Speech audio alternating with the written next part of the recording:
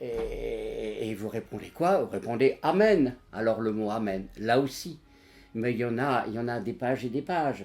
Par exemple, le psaume 106. Béni soit le Seigneur, le Dieu d'Israël, depuis toujours, et tout le peuple dira Amen, Alléluia.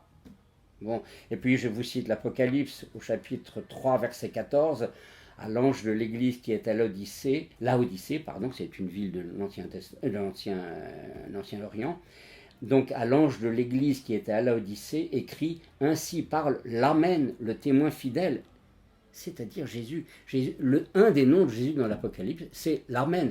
Amen, vous savez, ça veut dire c'est la solidité. Meneux, c'est la racine hébraïque, moi qui ne connais pas l'hébreu, la racine hébraïque du mot Amen, c'est dire c'est du solide.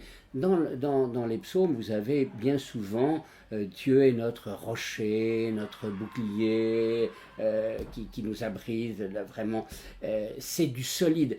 Et j'aime mieux le mot Amen que l'ancienne expression qui disait ainsi soit-il. Parce qu'ainsi soit-il, c'est un souhait. Nous espérons qu'il en soit ainsi.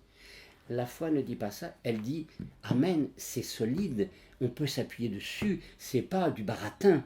Donc au nom du Père, du Fils et du Saint-Esprit, Amen, vraiment. Et quand on vous présente le pain consacré, l'hostie, vous répondez Amen, ça veut dire j'y crois, c'est une profession de foi.